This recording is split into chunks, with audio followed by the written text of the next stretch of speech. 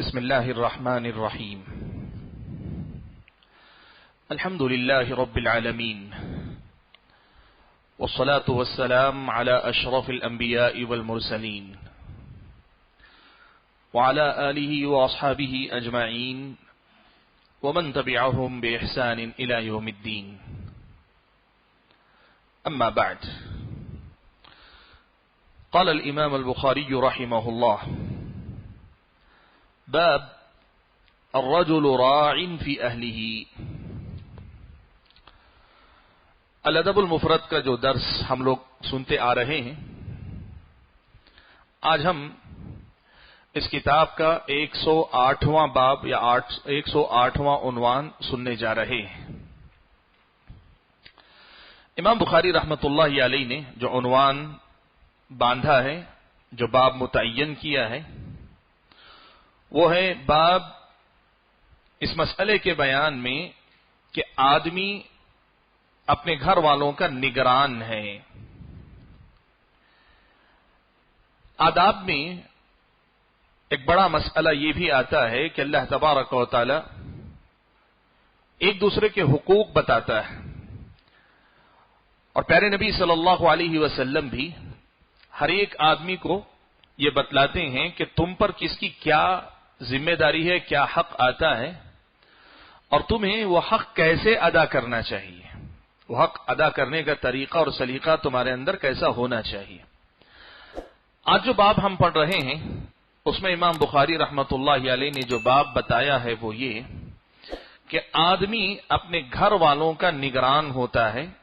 یعنی اس کی ذمہ داری ہے، یہ اس کے گھر والے اس کی ذمہ داری ہے. کس اعتبار سے ذمہ داری ہے؟ کئی اعتبار سے.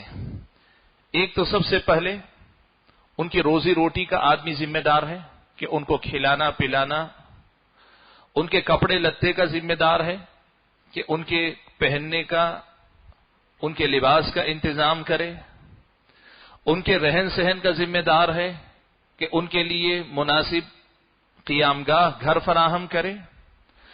ایسے ہی آدمی اپنے گھر والوں کی جان و مال، ان کی عزت و آبرو کی حفاظت کا ذمہ دار ہے.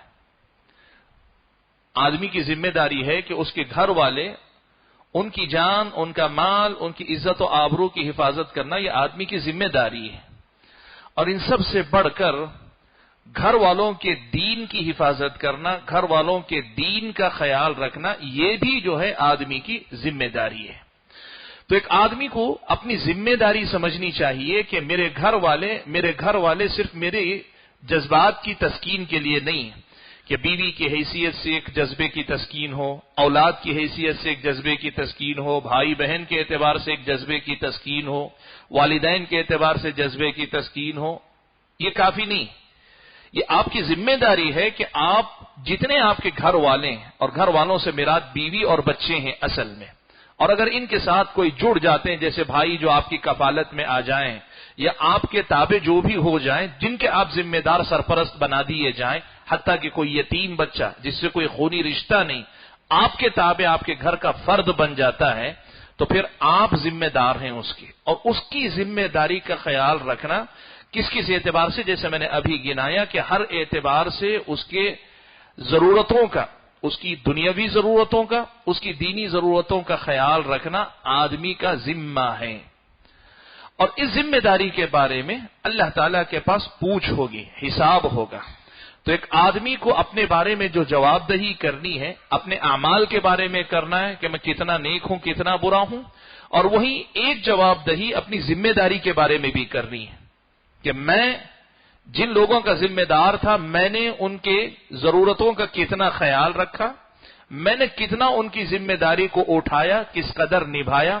ان کے کپڑے لتے، ان کے کھانے پینے، ان کے رہن سہن کے لیے میں نے کیا انتظام کیا، ان کی جان، ان کا مال، ان کی عزت و آبرو کی حفاظت کے لیے میں نے کیا کیا، اور ان سب سے بڑھ کر ان کے دین کے لیے میں نے کیا کیا. جو میرے اپنے گھر والے میری ماتحتی، میری نگرانی میں ہیں، ان کے دین کو، ان کو دین سکھانا بھی، دین پہ عمل کروانا بھی، اور ان کو گمراہ ہونے سے بچانے کے لیے میں نے کیا کہ یہ سب چیزوں کی جواب دہی آدمی کو کرنی پڑے گی۔ تو اس باب میں امام بخاری رحمت اللہ علیہ نے یہی مسئلہ بیان کیا ہے۔ اس باب میں امام بخاری رحمت اللہ علیہ نے 2 حدیثیں روایت کی ہیں۔ سب سے پہلی حدیث حضرت عبداللہ ابن عمر رضی اللہ تعالیٰ عنہما سے مروی ہے اور صحیح سند کے ساتھ یہ حدیث بھی آئی ہے۔ فرماتے ہیں کہ قال النبی صلی اللہ علیہ وسلم، اللہ کے نبی صلی اللہ علیہ وسلم نے فرمایا، کلکم راع وکلکم مسئول عن رعیتہ۔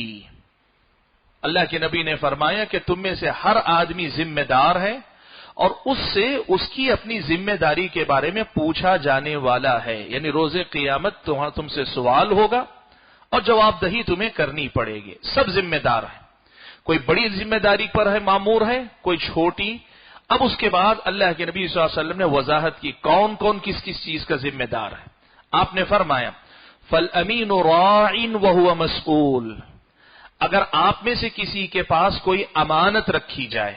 تو جس آدمی کے پاس امانت رکھی جائے، اور اسلامی شریعت کے مطابق کسی کا مال آپ کے پاس ہو تو وہی صرف امانت نہیں ہے، کوئی بھی چیز جو کسی اور کی ہو آپ کی تحویل میں آپ کی ذمہ داری میں دی گئی ہے کہ آپ اس کی حفاظت کریں، تو آپ امین ہیں، آپ کے پاس وہ امانت ہے۔ حتیٰ کہ ایک آدمی کی بات، اللہ کے نبی صلی اللہ علیہ وسلم نے یہاں تک فرمایا کہ ایک آدمی آپ سے کوئی بات بولے اور دائیں بائیں دیکھیں کوئی سن تو نہیں رہا ہے، آپ کو سمجھ جانا چاہیے کہ اس کی وہ بات آپ کے پاس امانت ہے۔ بہت سارے لوگ آپ کے پاس اپنا راز بتاتے ہیں، ان کو کوئی ضرورت پیش آتی ہے، چاہے اپنی ضرورت بتانے کے لیے یا اپنا غم ہلکا کرنے کے لیے یا کسی کام میں مدد حاصل کرنے کے لیے، کسی بھی کام کے لیے اپنے کچھ مسائل کچھ مجبوریاں رکھتے ہیں جو وہ نہیں چاہتے کہ کسی اور کو پتا چلے۔ تو آپ کو یہ سمجھنا چاہیے کہ یہ چیز آپ کے پاس امانت ہے۔ فالامین راع وهو مسئول، آپ سے ہر امانت کے بارے میں پوچھا جائے گا۔ آپ کو کوئی ذمہ داری دی جا رہی ہے، کوئی بھی ذمہ داری، امام صاحب ہیں ذمہ دار ہیں، مؤذن ہیں ان کی ذمہ داری ہے، امانت ہے، امامت امام کے پاس امانت ہے، قوم کی امانت ہے جو امام کو دی گئی، مؤذن کو اذان اور مسجد کے امور امانت کے طور پہ دیے گئے ہیں، مسجد کے متولی اور ذمہ دار کو مسجد کی نگرانی اور دیکھ بھال امانت کے طور پہ دی گئی ہے۔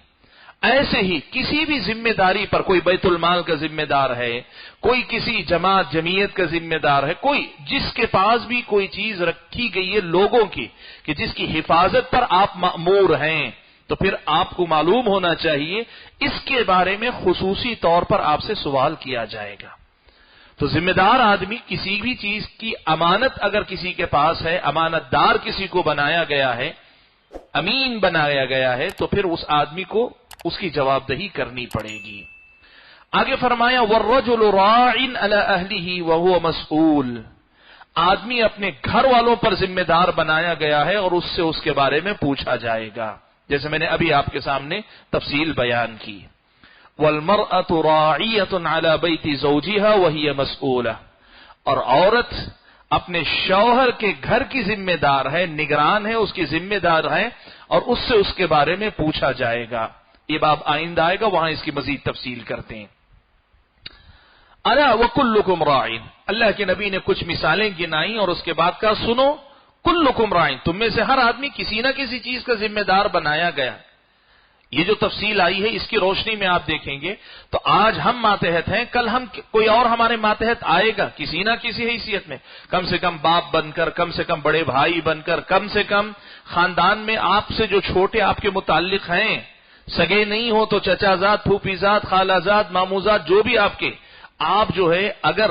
بڑے ہیں تو ذمہ داری یقیناً سگے بھائی جیسی نہیں ہوگی، لیکن بہرحال آپ کے رشتے ناتے ہونے کے ناحیے سے آپ کی بھی کہیں نہ کہیں ذمہ داری بنتی۔ تو جتنی ذمہ داری شریعت کی روشنی میں آپ پر آتی ہے، آپ کو سمجھنا چاہیے کلکم راع، آپ میں سے ہر ایک آدمی ذمہ دار ہے۔ وکلکم مسئول عن رعیتہ، اور تم میں سے ہر آدمی اپنی ذمہ داری کے بارے میں جواب دہ ہے، اس سے پوچھا جانے والا ہے۔ تو اس باب میں پہلی حدیث امام بخاری نے یہ روایت کی جس میں یہ بتایا کہ آدمی کو اللہ نے نگران بنایا ہے، جو بھی آپ کے ماتحت ہیں سب کی ذمہ داری آپ پر ہے، آپ کو اس کی جواب دہی کرنی ہے۔ اس باب کی دوسری جو حدیث ہے، حضرت مالک ابن حویرث رضی اللہ تعالیٰ عنہ کی روایت کردہ حدیث ہے، یہ بھی صحیح سند کے ساتھ آئی ہوئی روایت ہے۔ کہتے ہیں کہ اتینا النبی صلی اللہ علیہ وسلم ونحن شببۃ متقاربون، کہتے ہیں ہم اللہ کے نبی صلی اللہ علیہ وسلم کے پاس آئے۔ حضرت مالک ابن حویرث مدینہ کے رہنے والوں میں سے نہیں تھے، مدینہ سے باہر رہتے تھے، دوسرے قبیلے کے آدمی تھے، اور مدینہ اللہ کے نبی صلی اللہ علیہ وسلم کے پاس دین سیکھنے کے لیے آئے تھے۔ کہتے ہیں کہ ہم آئے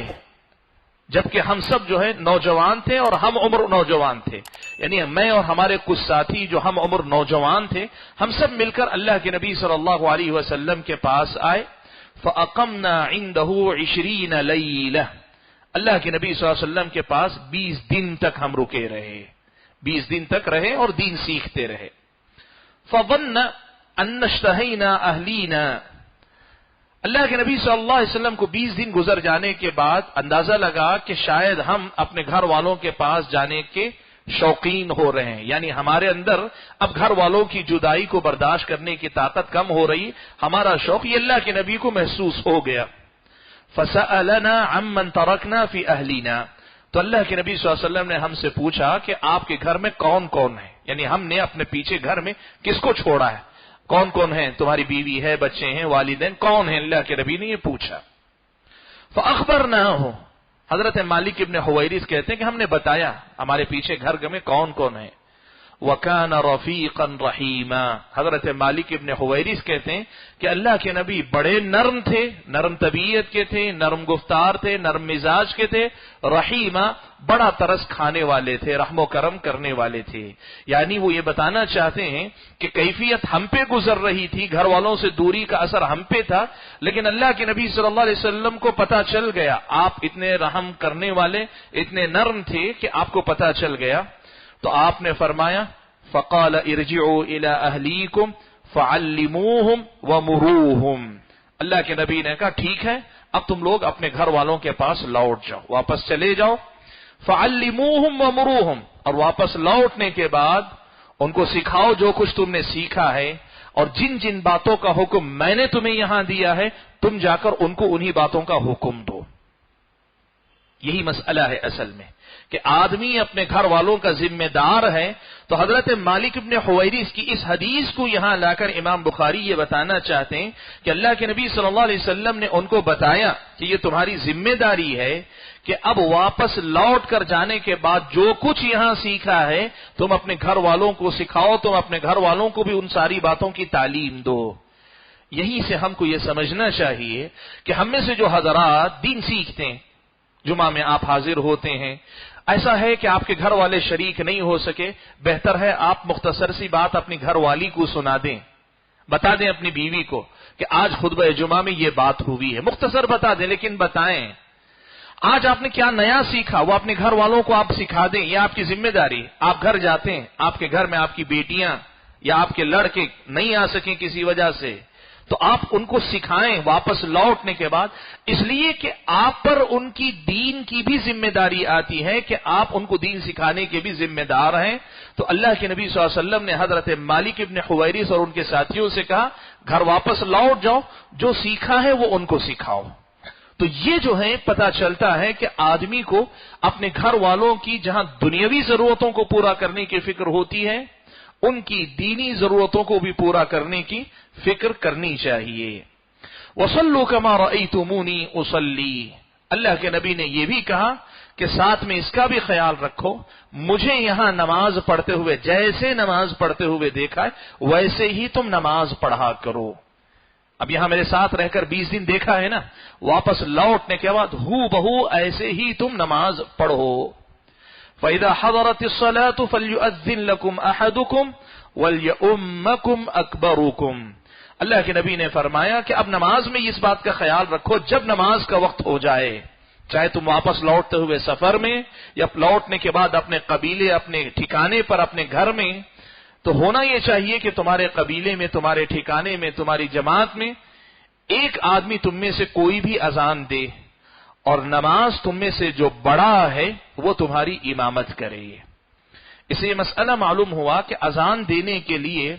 سب سے زیادہ فضیلت والا، سب سے زیادہ علم والا ہونا ضروری نہیں. اللہ کے نبی نے کہا فَلْيُؤَذِّن لَكُمْ أَحَدُكُمْ، اذان دینے والا تم میں سے کوئی بھی ایک دے دے. لیکن امامت کے لیے اللہ کے نبی نے کہا اکبرکم، جو تم میں سب سے بڑا ہو. اس کی تفصیل دوسری حدیثوں میں آئی ہے کہ اس میں سب سے پہلے علم میں جو سب سے بڑا ہے، قرآن کا سب سے زیادہ جانکار. اگر قرآن جاننے میں کئی لوگ برابر ہیں تو قرآن کے ساتھ حدیث رسول کا سب سے زیادہ علم رکھنے والا وہ امامت کا سب سے زیادہ حقدار ہے. اگر یہ دونوں اس میں برابر ہیں، اللہ کے نبی نے دیگر صفات بیان کی جو ہجرت میں سب سے پہلے ہوں، ہجرت پہلے کر کے آئے ہوں ان کو. اور اللہ کے نبی نے ایک معیار یہ بھی بتایا کہ اگر سب چیزوں میں برابر ہیں تو پھر عمر میں جو سب سے زیادہ بڑا ہے اس کو آگے بڑھاؤ. تو وہی بات یہاں اللہ کے نبی نے کہی کہ اب تم لوگ سب چونکہ سیکھنے میں میرے ساتھ سیکھ کر جا رہے ہو، سب ایک ساتھ سیکھے ہو، برابر برابر سیکھ کر گئے ہو، اب تمہارے لیے ضابطہ یہ ہے تم میں جو سب سے زیادہ بڑا ہے وہ جا کر امامت کرے. تو یہ مسئلہ اللہ کے نبی نے بتایا. تو معلوم یہ ہوا کہ اس باب میں امام بخاری رحمت اللہ علیہ نے یہ مسئلہ بتایا کہ آدمی اپنے گھر بار کا ذمہ دار ہے اور اس سے اس کی ذمہ داری کے بارے میں پوچھا جانے والا ہے. کن کن چیزوں کا ذمہ دار ہے اس کی تفصیل آپ کے سامنے میں نے رکھی ہے. قال الامام البخاری رحمہ اللہ باب المرأة راعیہ، 109واں باب ہے، 109واں عنوان ہے. امام بخاری رحمت اللہ علیہ نے باب باندھا ہے، باب اس مسئلے کے بیان میں کہ عورت بھی ذمہ دار ہے. المرأة راعیہ، عورت بھی ذمہ دار ہے. میں نے بتایا آپ کو کہ آدمی ذمہ دار ہے، اپنی بیوی کا ذمہ دار ہے، اپنے بچوں کا ذمہ دار ہے. امام بخاری رحمت اللہ علیہ یہاں دو باتیں ایک ساتھ ہمارے سامنے رکھ رہے ہیں، یا اس باب سے دو باتیں ہمیں سمجھ میں آ رہی ہیں. پہلی بات تو یہ معلوم ہو رہی ہے کہ عورت بھی کچھ چیزوں کی ذمہ دار بنائی گئی ہے جیسے مرد کچھ چیزوں کا ذمہ دار بنایا گیا ہے. اب عورت کی ذمہ داری کیا ہے اس کی وضاحت ہوگی، لیکن یہاں یہ بتایا جا رہا ہے کہ مرد جس طرح ذمہ دار ہے ویسے عورت بھی ذمہ دار ہے. جیسے اللہ کے نبی نے کہا تم میں سے ہر آدمی ذمہ دار ہے، تو ہر مرد ذمہ دار ہے، ہر عورت ذمہ دار ہے، تو عورت بھی ذمہ دار ہے. ایک مسئلہ یہ معلوم ہوا. اور وہیں ایک مسئلہ یہ بھی معلوم ہوا کہ شریعت میں ایک ایسا نظم ہے کہ میں کسی کی ذمہ داری میں ہوں، یقیناً میرا کوئی ذمہ دار ہے، لیکن ساتھ میں میں بھی کسی کا ذمہ دار ہوں. تو ایک اعتبار سے میں کسی کی ذمہ داری میں ہوں، لیکن دوسرے اعتبار سے میں کسی کا ذمہ دار ہوں. ایک آدمی کسی کی ذمہ داری بھی ہو سکتا ہے اور اسی وقت وہ دوسرے کا ذمہ دار بھی ہو سکتا ہے. یہ جو ہے بڑا اہم مسئلہ ہے ہمارے سماج میں. جو خود ذمہ دار ہو جاتا ہے وہ اپنے آپ کو کسی کے ذمہ داری میں نہیں سمجھتا، اور جو کسی کی ذمہ داری میں ہوتا ہے وہ کہتا ہے میں خود کسی کے بھروسے ہوں، میں کس کو دیکھوں. نہیں، ایسا نہیں ہے. یہ سسٹم اللہ کے نبی صلی اللہ علیہ وسلم نے دین میں ہمیں یہ دیا ہے کہ آدمی بسا اوقات ایسا ہوتا ہے وہ کسی کا ماتحت ہوتا ہے، اس کی ماتحتی میں کئی لوگ ہوتے ہیں. اور یہ چیز آج کے دور میں سمجھنا زیادہ آسان ہے. کمپنیوں کا جو سسٹم ہے آپ جانتے ہیں نا، ایم ڈی سے شروع ہوتا ہے، مینیجنگ ڈائریکٹر سے شروع کرتے ہیں، اس کے نیچے جو ہے کئی لوگ ماتحت ہوتے ہیں، پھر اس کے نیچے یہاں تک کہ کئی درجوں میں جا کر ذمہ دار ہوتے ہیں. تو آپ اگر دیکھیں گے اس کے اوپر والا اس کا ذمہ دار ہے، لیکن اس سے نیچے درجے والا، اس سے نیچے گریڈ میں رہنے والا وہ اس کی ذمہ داری میں آتا ہے. تو اسلامی شریعت ہم کو یہ بتاتی ہے کہ آدمی کو یہ سمجھنا چاہیے کہ میں کہیں ذمہ دار ہوں، کسی کا میں ذمہ دار ہوں تو ساتھ میں کسی کی ذمہ داری میں بھی ہو سکتا ہوں، یا میں کسی کی ذمہ داری میں ہوں تو دوسرے بھی میری ذمہ داری میں ہو سکتے ہیں. یہ دونوں چیزیں ایک ساتھ ہو سکتی ہیں. جیسے اللہ کے نبی نے یہاں کہا کہ عورت کے بارے میں پچھلی حدیث میں کہا کہ وہ مرد کی ذمہ داری میں ہے، لیکن یہاں بتا رہے ہیں کہ عورت بھی ذمہ دار ہے. اچھا، عورت کس چیز کی ذمہ دار ہے؟ اب پیارے نبی صلی اللہ علیہ وسلم سے اس باب میں امام بخاری رحمت اللہ علیہ نے ایک حدیث نقل کی ہے، اور وہی حضرت عبداللہ ابن عمر رضی اللہ تعالیٰ عنہما والی جو حدیث گزری اسی کو دوسرے الفاظ کے ساتھ روایت کیا. کہتے ہیں عبداللہ ابن عمر رضی اللہ تعالیٰ عنہما کہتے ہیں کہ انہوں نے رسول اکرم صلی اللہ علیہ وسلم کو فرماتے ہوئے سنا کلکم راعٍ، تم میں سے ہر آدمی ذمہ دار ہے، وکلکم مسئول عن رعیتہ، اور تم میں سے ہر ایک سے اس کی ذمہ داری کے بارے میں پوچھا جانے والا ہے. الامام راعٍ، امام یعنی مسلمانوں کا جو امام ہے، یہاں امام سے مراد مسجد کا امام نہیں ہے، الامام سے مراد امام المسلمین ہے. امام المسلمین ہے، یعنی جو مسلمانوں کا امیر المؤمنین، خلیفۃ المسلمین، مسلمانوں کا حکمران، جو مسلمانوں کا ذمہ دار ہوتا ہے، وہ ذمہ دار ہے، وہو مسئول عن رعیتہ، اس سے اس کی رعایا کے بارے میں، اس کے اپنی عوام کے بارے میں پوچھا جانے والا ہے کہ ان کی جان، مال، عزت، آبرو، ان کے دین اور ان کے دیگر جو بھی حقوق تھے جو تمہاری ذمہ داری میں آتے تھے، ان کی حفاظت کے لیے اور ان کی آسانیوں کے لیے تو نے کیا کیا، اس سے پوچھا جائے گا۔ اور اگر یہاں امام کو عام معنی میں لے کر امام مسجد بھی لیں تو یقیناً امام مسجد اپنی امامت کے سلسلے میں ذمہ دار ہے اور اس سے پوچھا جائے گا کہ تم نے اپنی ذمہ داری کو کیسے نبھایا ہے۔ آگے فرمایا والرجل راع فی اہلہ، آدمی اپنے گھر والوں کا ذمہ دار ہے، والمرأة راعیۃ فی بیت زوجہا، عورت اپنے شوہر کے گھر میں ذمہ دار ہے۔ کس چیز کی ذمہ دار ہے عورت؟ دوسری احادیث میں اس کی صراحت آئی کہ گھر میں رہتے ہوئے جو بچے اس کے ماتحتی میں، بچے باپ کے ہیں، ماں کے ہیں، تو اصل تو باپ کے ہیں، ماں باپ کے ساتھ ماں کے ہیں۔ باپ جب گھر میں موجود نہیں ہے، ماں گھر میں رہتی ہے، تو سب سے پہلے آدمی کے بچوں کی ذمہ دار ماں ہے۔ ماں جو ہے بچوں کی تربیت کی ذمہ دار ہے، اور نہ صرف تربیت کی، باپ کمانے کے لیے گئے، باپ کام کے لیے گئے، باپ نوکری کے لیے گئے، باپ کہیں نکلا ہے، حتیٰ کہ جب جہاد ہوتا تھا لوگ مہینوں جہاد میں نکل جاتے۔ گھر میں رہنے والی خاتون گھر میں ان بچوں کی کھانے پینے، رہن سہن، ان کی تعلیم، ان کی تربیت کی ذمہ دار ہے، اور اس کے بارے میں اس سے پوچھا جائے گا کہ اپنے شوہر کی غیر موجودگی میں تو نے اپنے بچوں کی دیکھ ریکھ، ان کی پرورش، ان کی تعلیم، ان کی تربیت پر کیسی محنت تو نے کی، عورت سے پوچھا جائے گا۔ اور عورت ذمہ دار ہے کہ شوہر کی غیر موجودگی میں جو اس کا اپنا گھر، اس کے گھر کے ساز و سامان ہیں، گھر کی جو چیزیں ہیں، ان کی حفاظت کی وہ ذمہ دار ہے۔ ایسا نہیں ہو سکتا کہ شوہر چلا گیا تو گھر بھی میری ذمہ داری نہیں، کوئی بھی آئے کوئی بھی سامان لے کر، نہیں، اس کی غیر موجودگی میں اس کے گھر کے معاملات کی وہ ذمہ دار ہے۔ یہ عورت کی ذمہ داری ہے، گھر کے معاملات کی ذمہ دار۔ حتیٰ کہ اہل علم نے اس بات تک کی صراحت فرمائی کہ اگر شوہر کو یہ ناپسند ہے کہ اس کی غیر موجودگی میں آپ کا اپنا کوئی قریبی رشتہ دار بھی نہ آئے، تو شوہر کی غیر موجودگی میں اس رشتہ دار کو نہیں آنا چاہیے۔ اگر شوہر ہے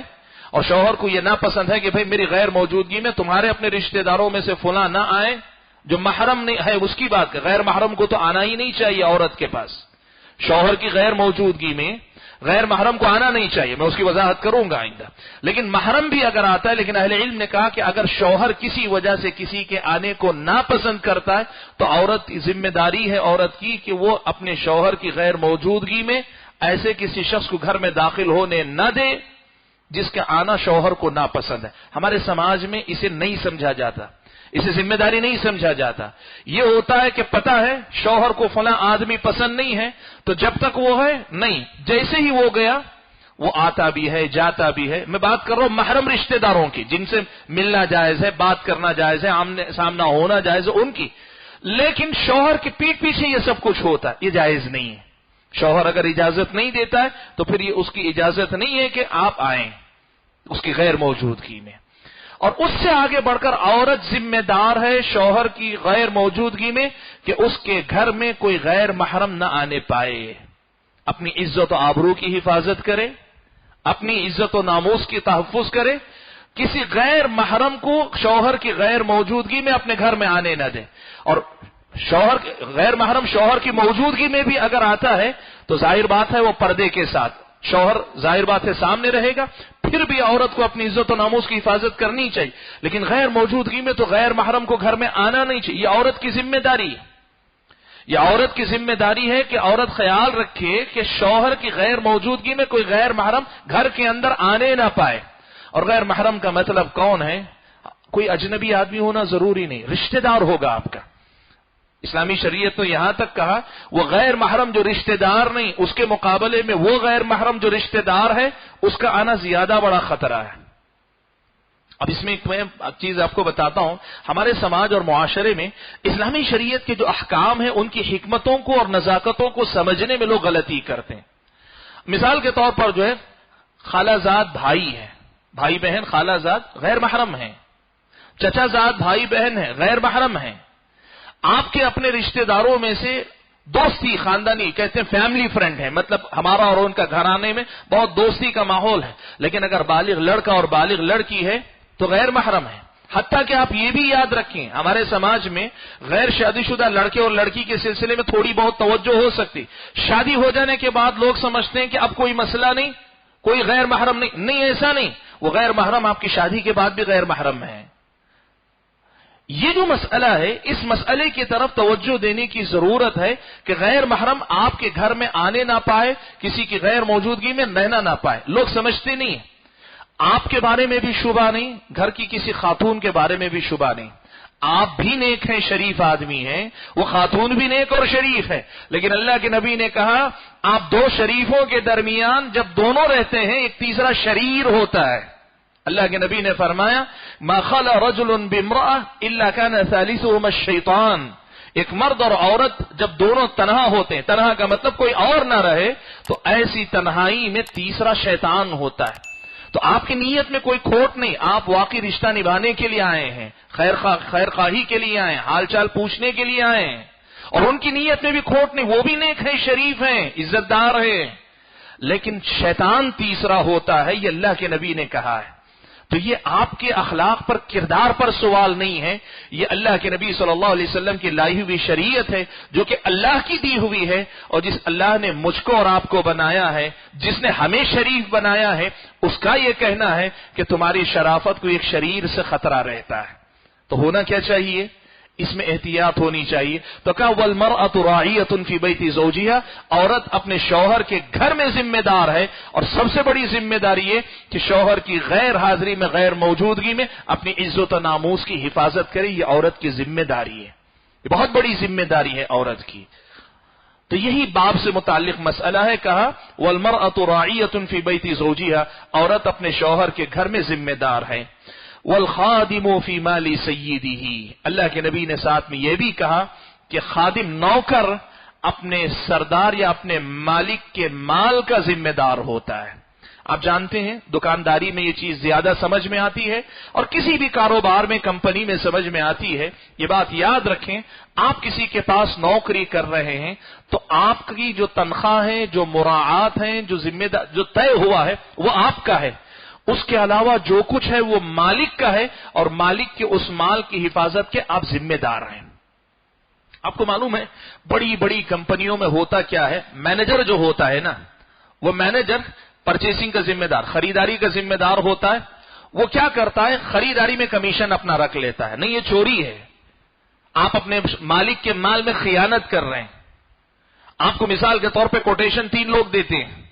لیکن آدمی کیا کرتا ہے، جو مجھے کمیشن دے گا اس کو 1 روپیہ بھی کمیشن حرام کا ہے اسلامی شریعت کی نظر میں،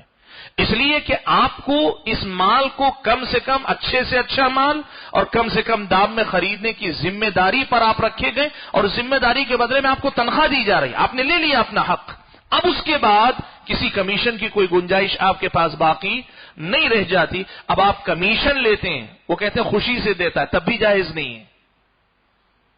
وہ کمیشن دے کیوں رہا ہے؟ اس لیے کہ آپ اس کو کاروبار دے سکیں، آپ اس کو کاروبار دے سکیں۔ اسلامی شریعت کی نظر میں جس نوکری پہ رہ کر آپ اجرت اور تنخواہ لے رہے ہیں، اس پر اضافی کمیشن کا کوئی تصور نہیں رہ جاتا۔ اور ایسے ہی آپ کو اگر ذمہ دار دکان میں آپ کو رکھا گیا ہے تو آپ کو سمجھنا چاہیے، کوئی آیا تو آپ کو معلوم ہے مالک اجازت دیتا، حتیٰ کہ کسی غریب کو دینا ہے، صدقہ کرنا ہے، تو اسلامی شریعت کہتی ہے کہ اگر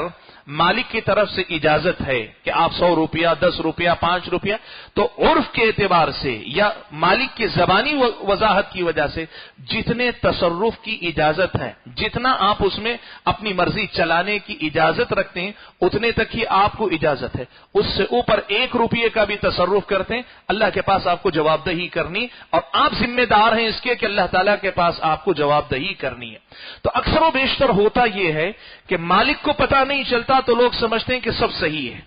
اور بسا اوقات لوگ سے یہ سمجھتے ہیں کہ مالک کو پتہ چلے تو بھی میں بتا سکتا ہوں کیا ہے۔ نہیں،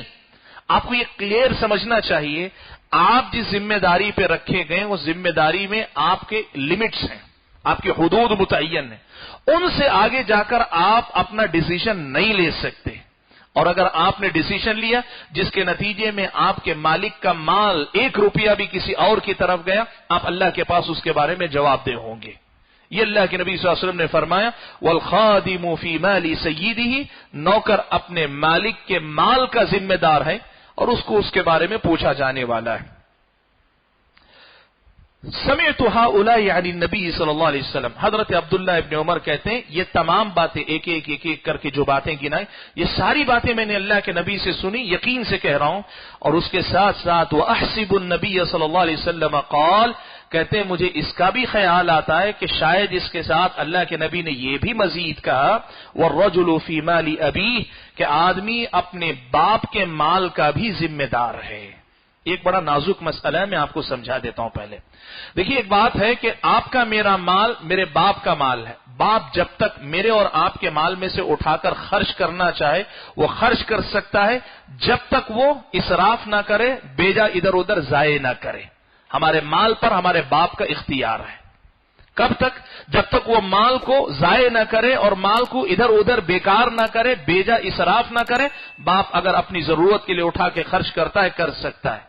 اور بیٹا اس کے اپوزٹ میں ہمارے پاس کیا ہے کہ باپ کے مال میں سے بیٹا لے سکتا ہے کیا؟ ہاں، بیٹا لے سکتا ہے اگر باپ کی اجازت ہے، اتنا لے سکتا ہے جتنے کی اجازت ہے۔ لیکن باپ کی اگر اجازت نہ ہو یا باپ نے ایک حد رکھی ہے، حد سے آگے لے کر بیٹا خرچ کرنا چاہے، کہا تو بھی ذمہ دار ہے، یہ بھی تیرے پاس امانت ہے، باپ کا ہی مال ہے، لیکن باپ کے مال میں بھی تمہارا اختیار لمیٹڈ ہے، جتنے کی اجازت دے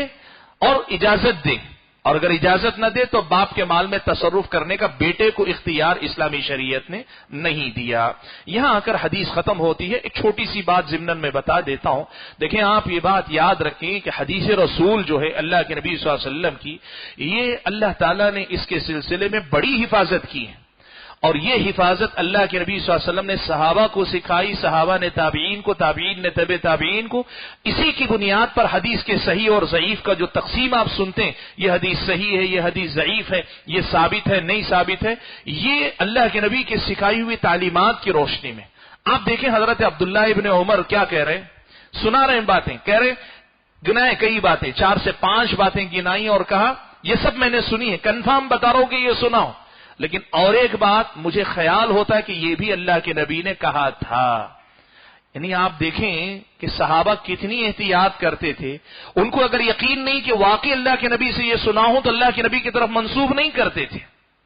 کنفرم ہوتے کہ ہاں میں نے سنا ہے، تبھی اللہ کے نبی کی طرف منسوب کرتے۔ کیا جاتا اسی کے ساتھ کہہ دیتے کہ وَالرَّجُلُ فِي مَالِ أَبِيهِ، ساتھ میں کہہ دیتے، بات ختم ہو جاتی، لیکن کہا ایسا نہیں۔ سمعت هؤلاء عن النبی، یہ جو جملے یہ اللہ کے نبی سے میں نے سنے ہیں۔ وَأَحْسِبُ أَنَّ النَّبِيَّ صلی اللہ علیہ وسلم قال، مجھے یہ بھی مزید خیال آتا ہے کہ شاید اس کے ساتھ اللہ کے نبی نے یہ بھی کہا ہے۔ اور آپ کو میں بتاؤں، صرف حضرت عبداللہ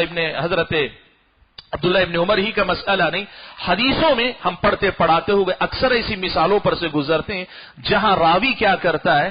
پوری دیانت داری سے یہ بتاتا ہے کہ یہ لفظ میں نے ڈائریکٹ اللہ کے نبی سے نہیں سنا، یا یہ لفظ ڈائریکٹ میں نے فلاں سے نہیں سنا۔ حضرت جابر کی ایک روایت ہے، اللہ کے نبی صلی اللہ علیہ وسلم نے کہا کہ میرے بعد 12 خلیفہ ہوں گے۔ حضرت جابر کہتے ہیں یہ حدیث میں نے اللہ کے نبی سے ڈائریکٹ سنی، اس کے بعد اللہ کے نبی نے ایک لفظ کہا، میں نے سیدھے نہیں سنا، میں نے اپنے ساتھی کو پوچھا تو کہا اللہ کے نبی نے یہ کہا کلہم من قریش، یہ 12 کے 12 قریش میں سے ہوں گے۔ اب صحابی کی احتیاط دیکھیں آپ، وہ چاہتے تو سیدھے کہہ دیتے کہ اللہ کے نبی نے کہا کہ 12 خلیفہ ہوں گے، پورے قریش میں سے ہوں گے، خاموش رہ جاتے، لیکن جو چیز براہ راست سنی وہ براہ راست نقل کی، اور جس کو اللہ کے نبی کے بجائے مجلس کے دوسرے لوگوں کے ذریعے ویا جو سنا ہے، بالواسطہ جسے سنا ہے، اسے بالواسطہ ہی بیان کرتے ہیں۔ میں اس لیے یہ چیز آپ کے سامنے لا رہا ہوں کہ حدیثوں کے پڑھنے کے دوران اس قسم کی مثالیں بتاتی ہیں کہ آج جو لوگ حدیثوں کے بارے میں شبہات پیدا کرتے ہیں، اپنی منچاہی باتیں کہیں سے بھی کوئی 1-2 بات اچک لیے بیان کرنے لگتے ہیں، آپ